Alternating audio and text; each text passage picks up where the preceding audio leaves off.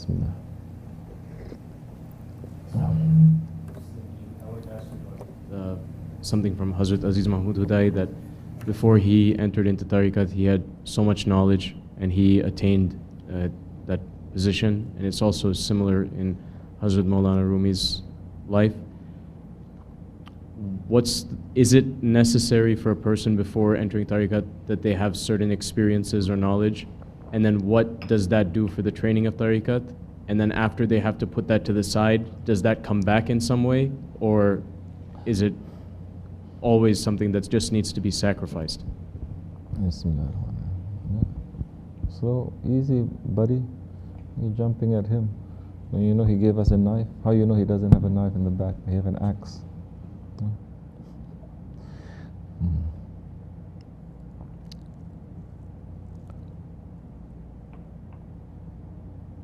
Bismillah ar-Rahman ar-Rahim. There are many different kinds of tarikats. There's not one kind of tarikat. 40 main branches, 40, and thousands of sub-branches from each. So if you don't really fit into another one, there's another one there, there's another one there, there's another one there. Nobody can say, I can't find anything that fits to my spirit.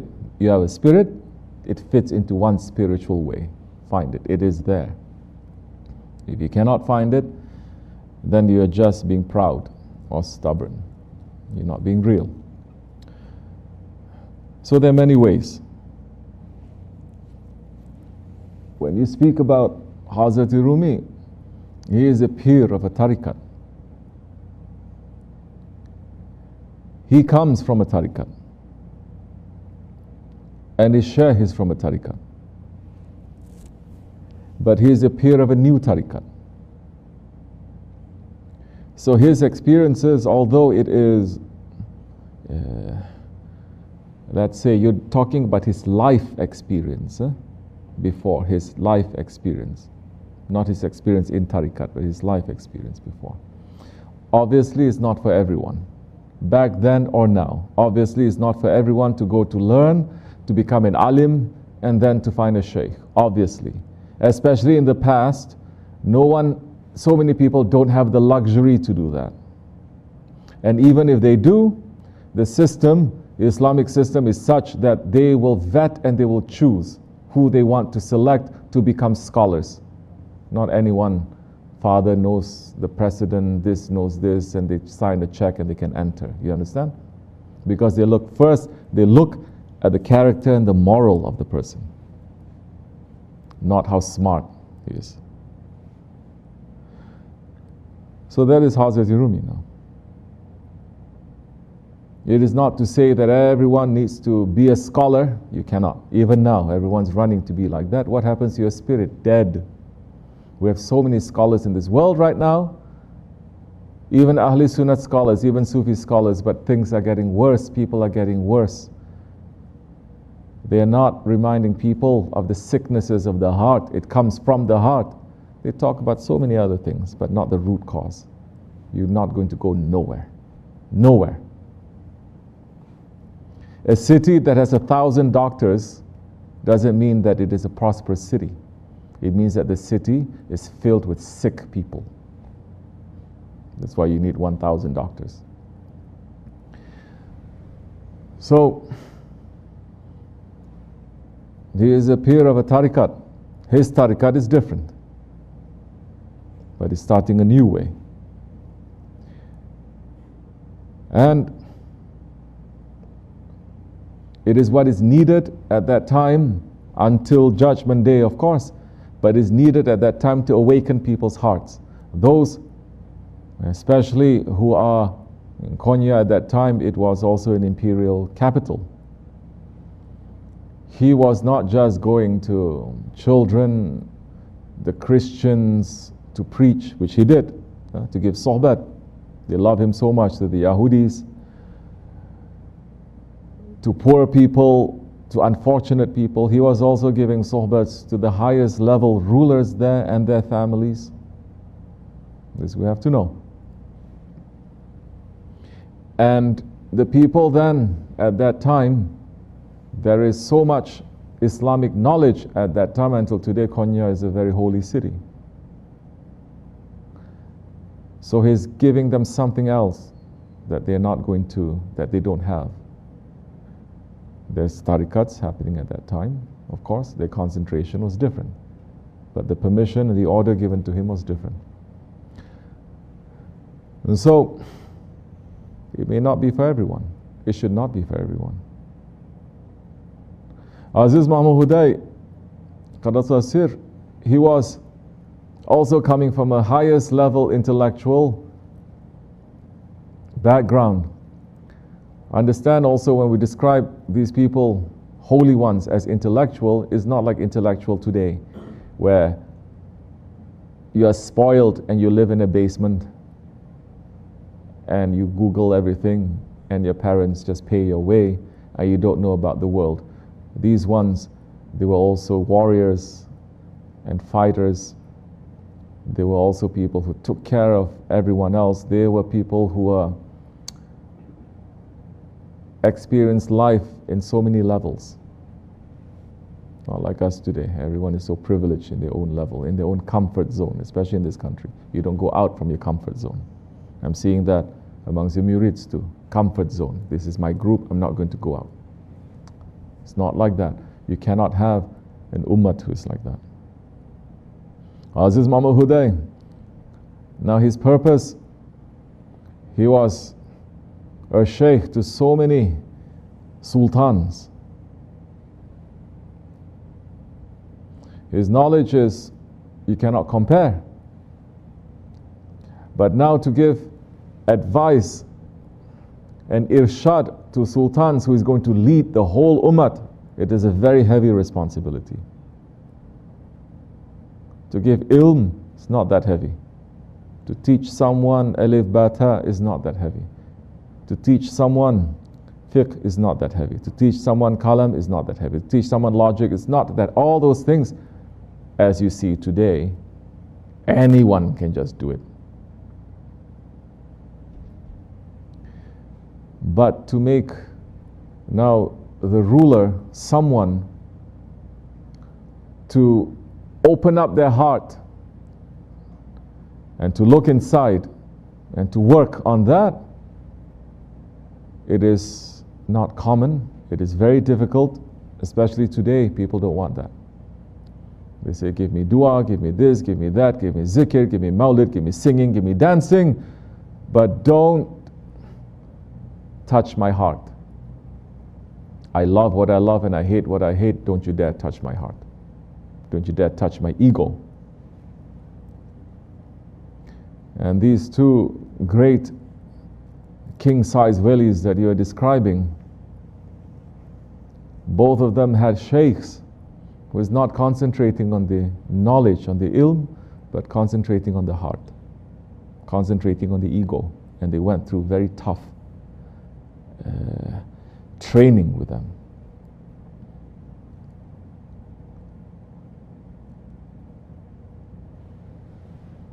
When Hazrat Rumi was following Hazrat Shamsi Tabriz, may Allah raise his station, people were saying, why are you following him? He's not even a shaykh. There's so many other shaykhs. Why are you following him? Look, he's not dressing properly. Look, he's not pronouncing properly. Look, he's not praying properly. Look, look, look, look.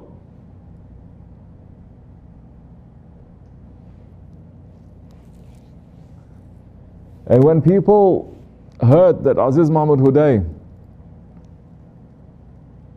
was following his shaykh, what's his shaykh's name? Uftade Hazretleri. They say, this is Tarikat? What Tarikat are you belonging to? Tarikat means you have to learn Quran, Hadith, all the du'as, all the zikrs, everything. And your shaykh is not teaching you this. He's making you do what? To sell liver? Every day? We went there to Uftade Hazretleri's Dergah is all the way up in the mountain. It's all the way up. His tomb is lower down. The other one is, it's very steep. There's still people living there. And the Dergah is still there. And even the stick that Aziz Mahmud was using to carry the liver. Understand, at that time, to sell liver is the lowest occupation that you can have. In the market, to sell liver. Everyone will look down on you.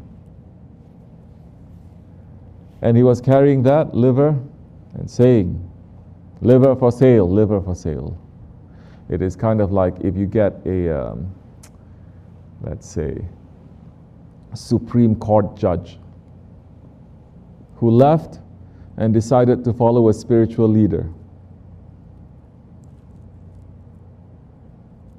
And he's selling what? Hot dogs. Hot dogs is high class too. Sell water. To go down and to just sell water like this. It was so high, it was difficult to go up. There's still people, that's why I'm saying, I'm yelling at some of the men here. They're not sitting on the floor enough. There's blessings from the floor. Old people there, they sit. People who are sick, not too well, it's okay. But I saw this old woman, she was going up. You know her knees hurt and everything, not complaining, but she was walking up. She's a neighbor of Uttade Hazratari. It's Dergah. Imagine if it was snowing there. How much ice it is, and people still living there. They're getting the blessings. They don't care for the discomfort of this world. They are not running after too much comfort. They're saying this is, the comfort is this blessings. It's enough. This little bit of discomfort, it gives us a taste and a reminder. It's difficult to go up and down. He did that. More happened to him, as you know the story. And he was stepping more in his ego. When his ego started to say, to make him to question his Shaykh, because he was cleaning the floor, he said, you question my Shaykh, now I'm going to clean the floor with my beard. And he went and he cleaned the floor with his beard, and the Shaykh appeared and pulled him and says, this is sunnah, my son. Don't do this. You have passed. Because he heard voice coming from outside, oh, our Mahmud has gone crazy. The Supreme Court judge has gone crazy. He's left his family following a crazy Shaykh. What was he rewarded with? Qalbu Salim, and the highest level of sainthood.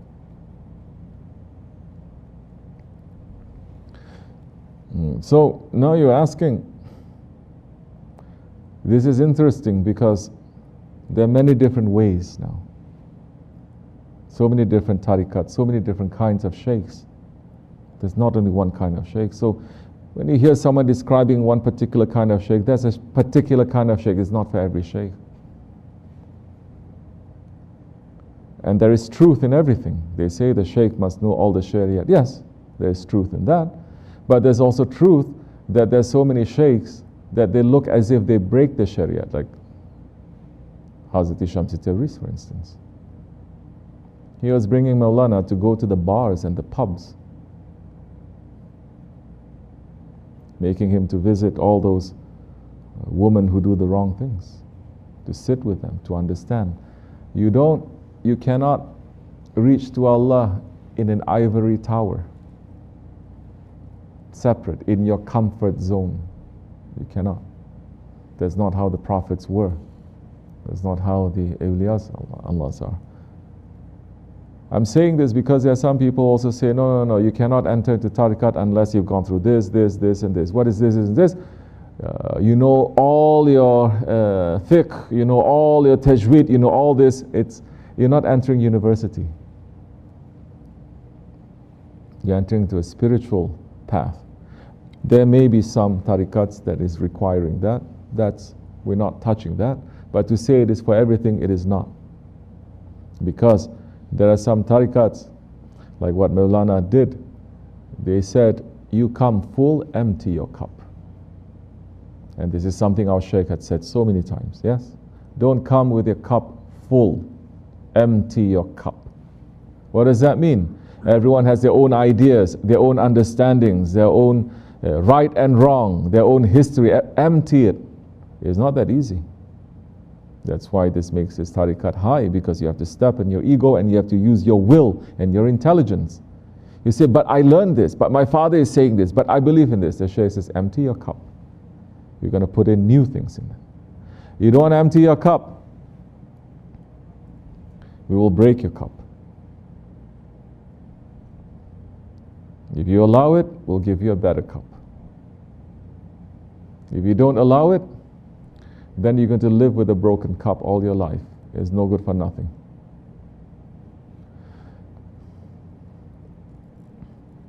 So for people who want to enter into tariqat, especially in our way, it is not through those kinds of criterion. You have to know Arabic, you have to know grammar, you have to know this. It's not that criterion. Other tariqats maybe, I'm not going to enter or interfere to that. But not in the Tariqatul Aliyah. Especially we're talking here about murids. We're not talking about shaykhs.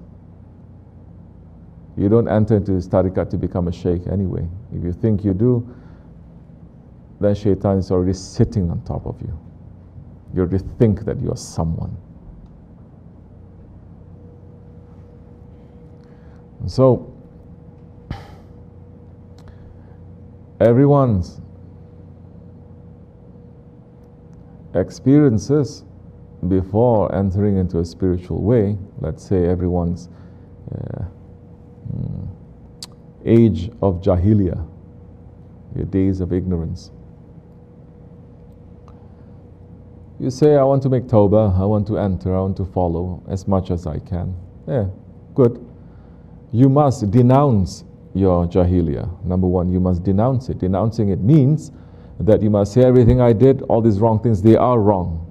I should not find any excuses for them, like this, because of this, because of that. This is the meaning why some tariqahs, they say you have to sit and you have to make 70,000 astaghfirullah. But it's not just pulling a tasbih, it is believing that everything that you've done there now, it is wrong. You're emptying it, you understand? Why is this necessary? Because we've seen so many times. People enter to tariqat, but they still have a longing for that life. They have a nostalgia for that life. This is especially for people who enter and they say, I want to make a complete change, especially people who are moving up here, for instance. It does not apply to people who are not moving up here. It's a different criteria. It doesn't apply to people who are far away from us. It's a different criteria. That's the time that you have to speak to the Shaykh. The Shaykh says, you say, I want to do this. We say, not necessary for you even to wear this like this, or this, or this, or this. But for those who are running, like what we're saying about Hazrat Aziz Muhammad Huday or Hazrat Rumi, you want to leave everything and come here, that's completely different. Don't think that your ego is not going to knock on your door and say, remember me. It's going to do more than that. So you're going to, first your Jahiliyyah, you're going to leave it. Once you denounce it, and this is the way of tafakkur, then you have to think. Not just to say, astaghfirullah, oh this is wrong. You have to think now. Because what you are today is because of what you were yesterday. Yes?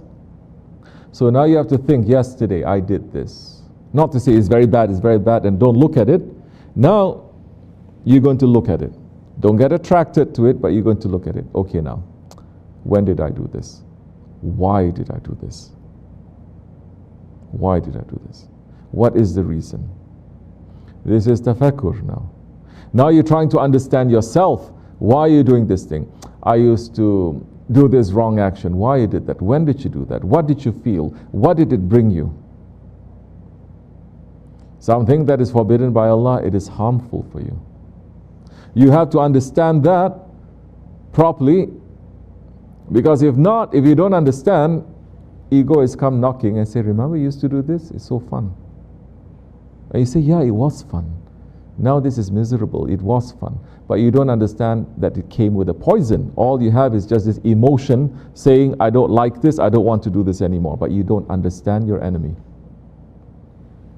If you don't understand your enemy, how are you going to defeat it? It's not enough to just put defenses there or to run away from your enemy. You have to defeat your enemy. To defeat your enemy, you have to know it.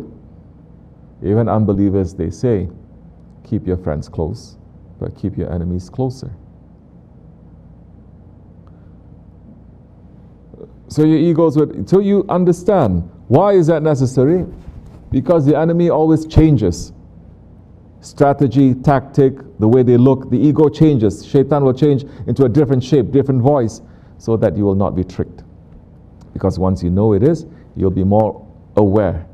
You're not just running, but you understand, oh, it changes now. Before it's like in this shape, using this weapon. Now it's using a different. Once you start understanding that,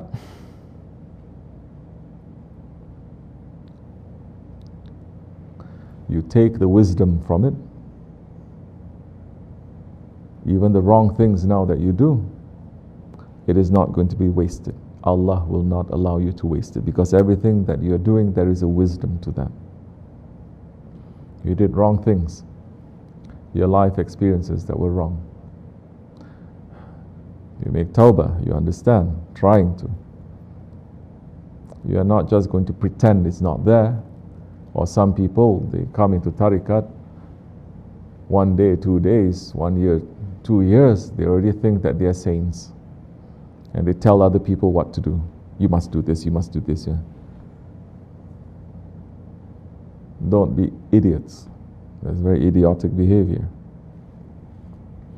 But once you understand, this is how the enemy is, that time you have that wisdom. You have that wisdom. You know yourself, you have that wisdom.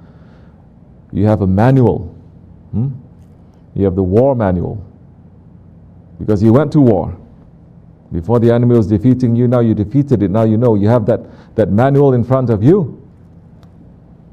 It will help you in your journey, and it will help others in that journey, especially if they are going through the same things that you went through. That time you will speak to their heart. You're not going to speak to their head. You're not reading from something, you're reading from your heart. And whatever that the heart reads and you give it to another heart, it will stay. So this is one of the meanings when Allah is saying, those who come to me, those who have they come to me in sincerity, asking for my forgiveness, Allah will forgive you. With all your wrong deeds, Allah has the power. Allah is saying, we will change those wrong deeds to become good deeds. Imagine which boss is going to do this? Which Lord, if there is another Lord, is going to do this? You did so many wrong things, and Allah is saying, you come to me sincerely. You love me. All those wrong things, I will change them to be as if you did good things. You do wrong things, you drink, you smoke, you do this, Allah will change it as if you went to the Hajj, as if you went to give charity, as if you struggled. Allah will change, and it says, and I will reward you. You did these good things, and I will take, it is as if there's a reward, there is a reward, and I will reward you for that. This is one of the meanings. You go through something, but you understand, you help others, and you'll be rewarded through the bad actions that you did, because you understand. So no. First step, it is maybe to look away. You cannot just do this immediately. First step, maybe just, if you're addicted to substance, that means that you have people that you hang out with. First thing that you do is not to try to focus and understand and process this. It's just to move away from that. There's no, how you say, nice talking. You have to go to cold turkey, go to cold turkey. No talking. Complete divorce from that substance, from those people. And then slowly you will have people who will help you to open, to try to understand, to process it. And it will take some time. And in that time, you may go back to it. But don't let go. Come back to this. Slowly, slowly, slowly. As much as you are sincere. And then you'll find that you have left it. We have so many things. Be happy that if we have so many things that are wrong, at least we got some things right. Maybe we came with 10 different wrong habits, but after some time we say, hey, we got rid of one, alhamdulillah. We get rid of 2, 3. Don't say, I still have so much, No. You do that, your ego is going to fool you, it's going to make you to give up also. Maybe you got rid of 9, you only have one thing. Be patient with it too. Don't let that one thing to sabotage everything else. Work towards it. Ask Allah's forgiveness. There is a secret to that too. Man must always feel weak in front of his Lord. When he feels strong, that is when he's going to declare lordship. We are servants. Servants are weak. The Lord is strong. But when you declare your weakness to Allah, that's the not paradox. That is the secret. You declare your weakness to Allah, Allah will give you strength. But that time your strength is not for shaitan or your ego. The strength is for him and to help others. You understand? So many people, they are writing me sometimes saying, Shaykh, are your murids doing this? Are they doing that? Hazrat, they're very respectful to me maybe. But there are pictures. It is clear. Hadith is saying you cannot have pictures. Hazrat, they post something and they say you are a prophet. We said that is Google Translate. I'm not responsible for stupid Google Translate. They say Hazrati Shaykh or something, they say Prophet Shaykh. And I say those ones who are idiots and they are fitna makers, they have hasad in their hearts, they're going to jump at that to make hasad and to make fitna. But people who have intelligence, they say, oh, it's just a typo. So this is a test. But you should not, you are making confusion. Say, I'm not making anything. Well, so, those ones saying, they have an idea of a shaykh, but there's so many different kinds, like I said. We should not get stuck. That one is going to be sent to you what you need. Don't look at others. It is what you need. May Allah forgive me, inshallah. May Allah keep me under Shaykh Efendi's feet. May we all be under his feet, inshallah. May we sit here to remind each other of the beauty of the Akhirat.